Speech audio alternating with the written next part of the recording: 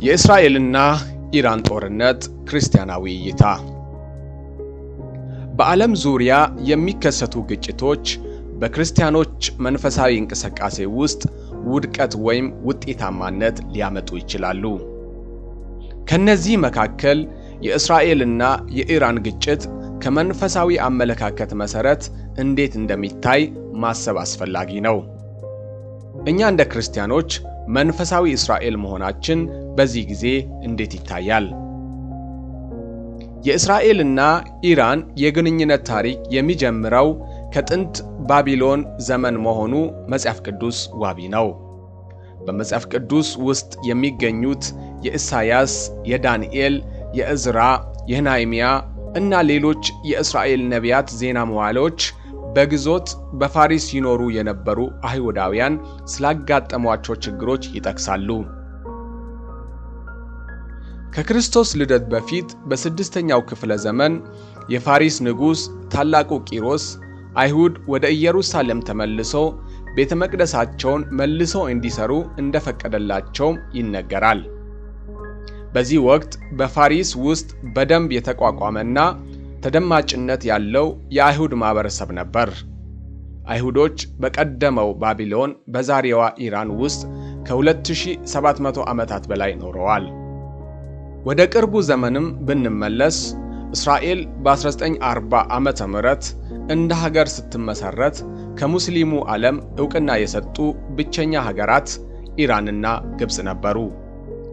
ኢራን ምንም እንኳን ለእስራኤል የሰጠችው ዕውቅና ኢመደበኛ በሆነ መልኩ ቢሆንም ቀጠናው ፖለቲካ የጋራ ጥቅማቸው ሲሉ ትሪደንት የተባለ የደህንነት ጥምረት በመመስረት መረጃዎችን በጋራ የመለዋወጥና የጋራ አጸፋዊ የደህንነት ዘመቻዎችን ያከናውኑ እንደነበረ ዳሊያ ዳሲኔ ካዬ፣ አልሪዛ ናድሪ እና ፓሪስ ሮሻን በጋራ በጻፉት እስራኤልና ኢራን በተባለው መጽሐፍ ላይ ያስረዳሉ። በ1950ዎቹ አጋማሽ ላይ የኢራኑ ንጉሳዊ አስተዳደር ወይም የሻህ አስተዳደር የእስራኤል ተወካይ በኢራን እንዲኖር ፈቅዶ ነበር።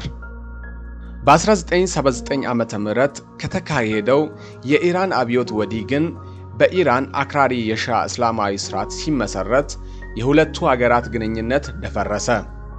ኢራን እስራኤልን እንደ ሰይጣን ተምሳሌት ትመለከታለች። እስራኤል ደግሞ ኢራንን እንደ ዋና ጠላት ትቆጥራለች። ይህ ግጭት በእውነቱ ፖለቲካዊ ውጥንቅጥና የጨለማ ዘመን አመለካከት ነው። ነገር ግን በአንዳንድ ክርስቲያን ዘመናዊ አመለካከት እንደ ትንቢት ይታመናል።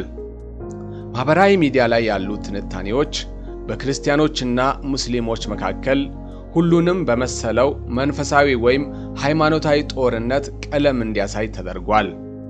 የራሳቸውን እምነት እንደ እውነተኛ ሕዝብ መደገፍ ሌሎችን እንደ ጠላት ያዩታል። እንደ አዲስ ኪዳን እውነት የዘመኑ እስራኤል በርካታ ሰዎች ከእስራኤልም ከኢራንም በኩል በመሆን የድጋፍ ሐሳብ ሲዘነዝሩ ይታያሉ። ሆኖም የኛ በክርስቶስ ደም የተዋጀን ሕዝቦች አቋም ምን ሊሆን ይገባል? የሀገሪቱን ግጭትስ እንዴት ልንመለከተው ይገባል? በሁለት ጎን የተከፈለው የሁለቱ ሀገራት ደጋፊና ተቃዋሚ በአብዛኛው ከሃይማኖታዊ አንጻር ነገሮችን የሚመለከት ነው። ክርስቲያን የሆነው እስራኤልን፣ ሙስሊሞች ደግሞ ኢራንን ይደግፋሉ። ሆኖም አብዛኛው የአረብ ሀገራት በተለይም ሳውዲ አረቢያና ሌሎች የመካከለኛው ምስራቅ ሙስሊም ሀገራት ኢራንን የሚቃወሙ ሲሆን ካሏቸው ሃይማኖታዊና ፖለቲካዊ ልዩነት አንጻር ኢራንን እንደ ስጋት የሚመለከቱ በመሆኑ ኢራን የኒውክሌር መሳሪያዎች ብትታጠቅ ስጋት እንደምትሆናቸው ያስባሉ። በመሆኑም ኢራን በእስራኤልና በአሜሪካ የጥንት ኢላማ መሆኗ እንደ ዕድል ይመለከታሉ እንጂ አይቃወሙትም። በክርስቶስ አምኖ የዳነ ክርስቲያን እንደ ግለሰብ ደግሞ በዚህ ዘመን ያለችው የክርስቶስ ቤተክርስቲያን ምን አይነት አቋም ሊኖራት ይገባል የሚለው አከራካሪ ጉዳይ ሆኗል። እግዚአብሔር አምላክ ለአብርሃምና ለዘሩ የሰጠው ተስፋና ምርጫ ዘላለማዊ ነው። የሚባርኩህን እባርካለሁ፣ የሚረግሙህንም እረግማለሁ፣ የምድር ነገድም ባንተ ይባረካሉ የሚለው የዘፍጥረት 12 ኪዳን ለአብርሃምና ለዘሩ ማለትም ለእስራኤላዊ የተሰጠ ዘላለማዊ ኪዳን ነው የሚሉ ወገኖች በርካታ ናቸው። በአንጻሩ ጌታ ኢየሱስ ክርስቶስ በመስቀሉ እስራኤልና አሕዛብ የሚለውን ጥል ግድግዳ አፍርሶ እንደ ሕዝብ መስርቷል። ከእንግዲህ የእግዚአብሔር ምርጫ እስራኤል በሥጋ መሆኑ ቀርቶ እስራኤል በመንፈስ ሆኗል። እግዚአብሔር ያፈረሰው የጥል ግድግዳ አንገንባ። በአዲስ ኪዳን እግዚአብሔር ምርጥ መንግሥት የለውም። ያለችው በክርስቶስ ደም የተዋጀችው ቅድስት ቤተ ክርስቲያን ናት ይላሉ። ይህ አመለካከት ሰብስቲቲዩሽን ቲዮሎጂ በመባል የሚጠራ ሲሆን አሁን ምድር ላይ ያለችው እስራኤል እንደ ማንኛውም ሀገር እንጂ የተለየ መለኮታዊ ጥሪም ጥበቃም የላትም የሚል ነው። ለዚህም ማስረጃ አይሁድና አሕዛብ በክርስቶስ አንድ ናቸው። ኤፌሶን ምዕራፍ 2 14-16 እርሱ ሰላማችን ነውና ሁለቱንም ያዋህደ በአዋጅ የተነገሩትንም የትእዛዛትን ሕግ ሽሮ በመካከል ያለውን የጥል ግድግዳን በሥጋው ያፈረሰ፣ ይህም ከሁለታቸው አንድን አዲስን ሰው በራሱ ይፈጥር ዘንድ ሰላምንም ያደርግ ዘንድና ሌሎችን የመጽሐፍ ቅዱስ ክፍሎችን ያቀርባሉ። ክርስቲያኖች የሚለዩት በፖለቲካ ምክንያት አይደለም፣ በፍቅርና የክርስቶስን ወንጌል በማካፈል ነው። በፖለቲካ ምክንያት የሚገኙ ትምህርቶች ከክርስቶስ ከሚገኙ ትምህርቶች እጅግ በጣም ተቃራኒ ነው። በዚህ ዓለም የሰላም ወንበር የመሆን ተግባር የቤተ ክርስቲያን ኃላፊነት ነው። ማቴዎስ ምዕራፍ 5 ከቁጥር 9 እንዲህ ይላል፣ የሚያስተራርቁ ብፁዓን ናቸው የእግዚአብሔር ልጆች ይባላሉና። የክርስቲያኖች ምልክት ፍቅርና ሰላም እንዲሁም አስታራቂነት ነው። በማንኛውም ግጭት ውስጥ ክርስቲያኖች የሰላም መልእክተኞች እንዲሁም አስታራቂዎች በመሆን መንቀሳቀስ ተገቢ ነው። ኢየሱስ ለዓለም ሁሉ ሞተ፣ ለአይሁድ ወይም ለአሕዛብ ብቻ አይደለም። የቤተ ክርስቲያን ዓላማ ሁሉንም ሕዝቦች ወደ ዘላለም ደህንነት መምራት ነው። መድኃኒቱ የተመረጡ ሕዝቦች ወይም በዚህ ዓለም ኃይል ያላቸው ላይ የተገደበ አይደለም።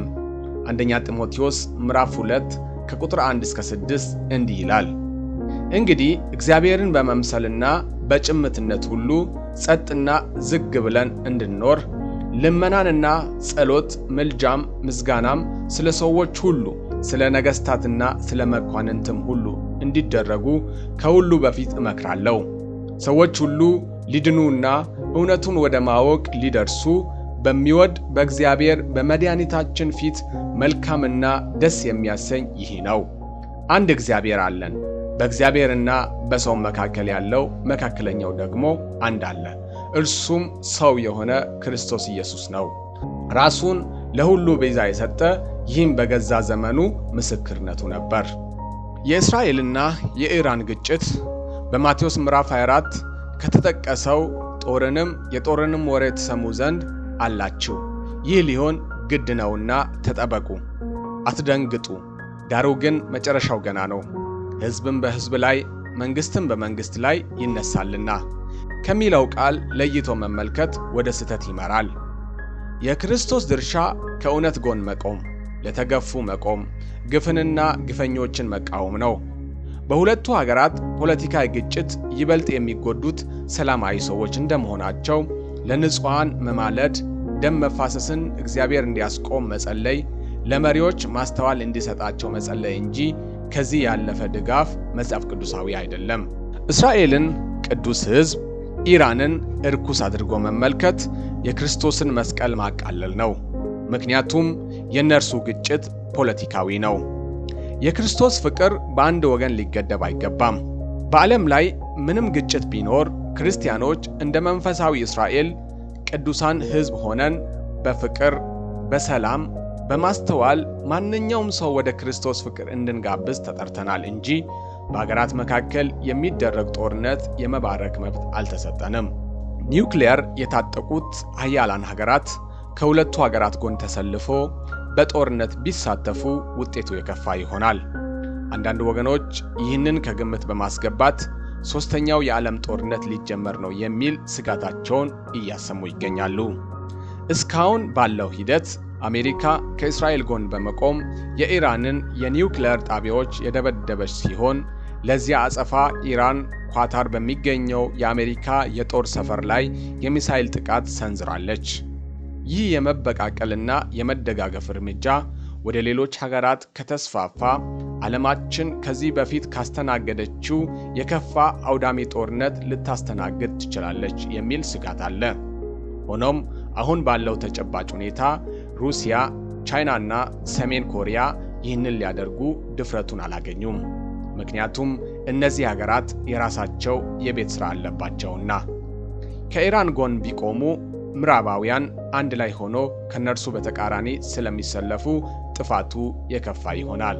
እኛ የዓለም ብርሃን የምድር ጨው ናችሁ የተባለ ሕዝቦች በደም መፋሰስና ጦርነት ውስጥ አንዱን ወገን ደግፈን ሌላውን ለመጉዳት አልተጠራንም።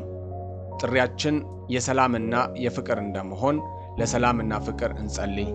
ሰላም ለምድራችን።